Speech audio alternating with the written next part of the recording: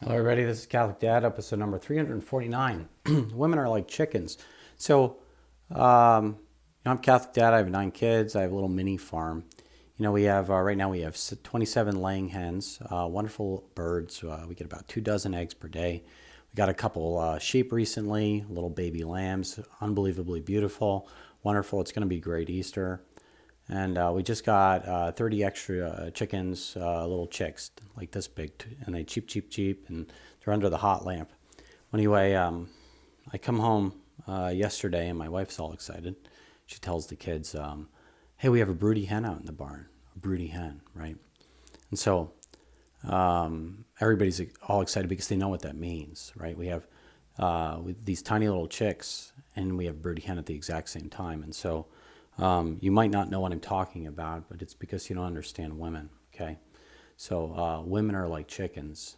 And I'll tell you what, a man cannot understand the wonder of a woman unless he raises chickens and he can see a broody hen in the barnyard. And so I've had chickens for years now, and I understand their psychology. I watch them and I figure them out. Well, most industrial birds, by the way, the ones that you buy and they run around the yard laying eggs, and occasionally they lay them in the right place, and they're always fun and footloose and free living lives. They're not particularly reliable birds for the most part because they don't really take care of their eggs. They don't sit on their eggs. They don't really care about them.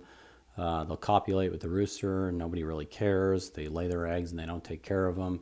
Those eggs are going to turn into something that the family eats, and they'll never turn into little baby chicks. They won't, because most industrial birds lost their maternal instinct, right? But every now and then along comes a gem of a bird, a beautiful bird called a broody hen. Broody, Broodie.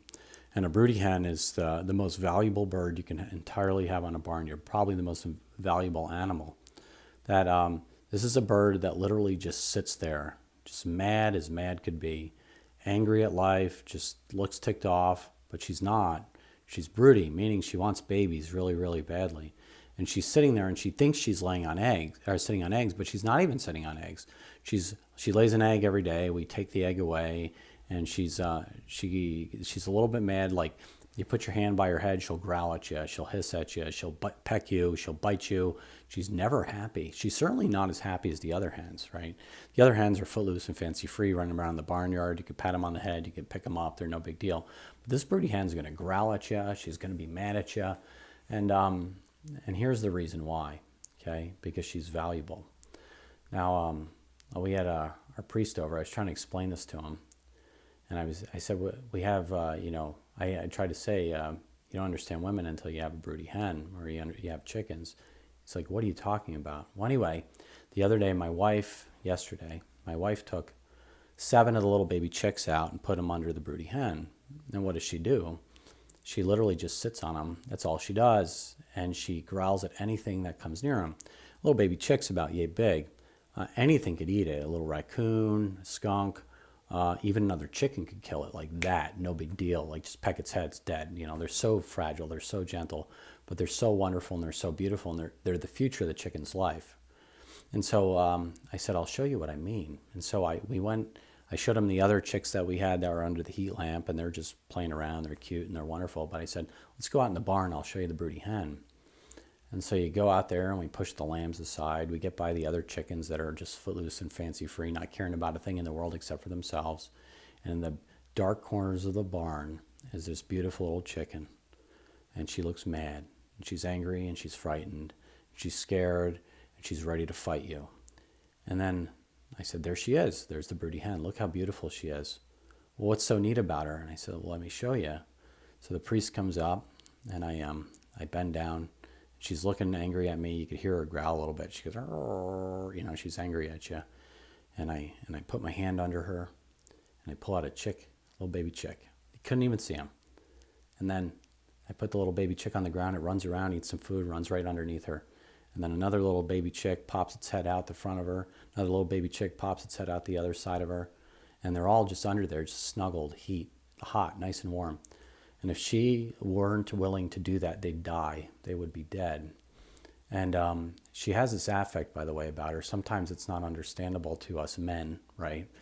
That sometimes she's a little bit growly, sometimes she's a little bit angry, but her entire psychology is linked to the welfare of those little baby chicks, which are so gentle and so fragile and so beautiful and literally are the future of her lineage, right?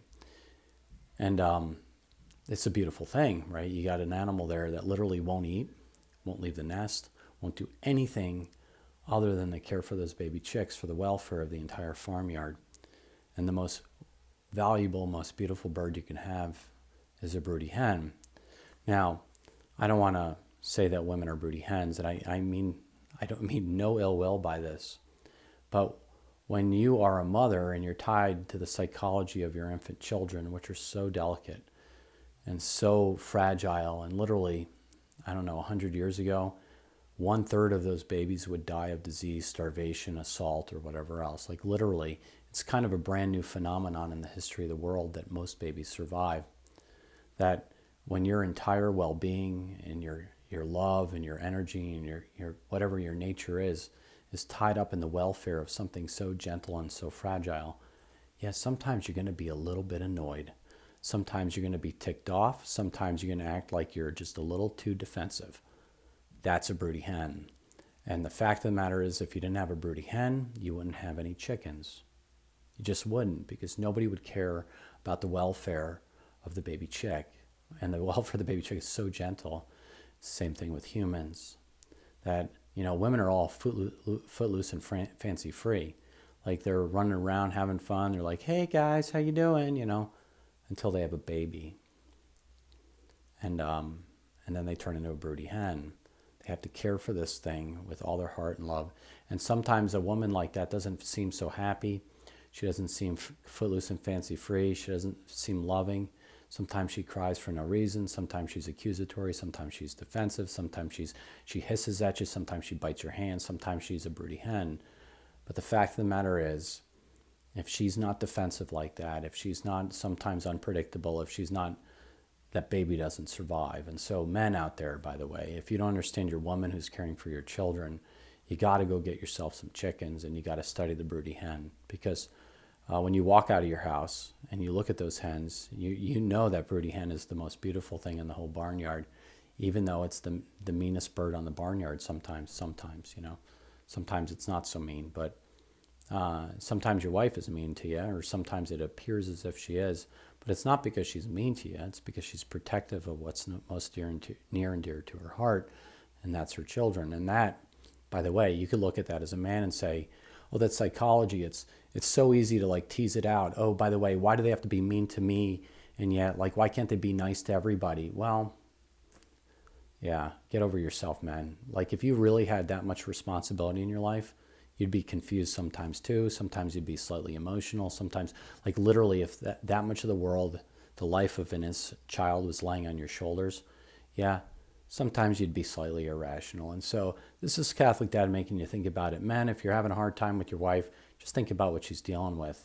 She's a broody hen. And literally, the survival of her children and your children depend upon her. That's the weight of the world. She's got it on her shoulders. You don't even know it. And if you act like that, if you act like oh, why are you so mad, woman? Yeah, you try doing that. Get over yourself. This is Catholic Dad making you think about it. Please like or subscribe, get the Mass, and pray the Daily Rosary. God bless you all.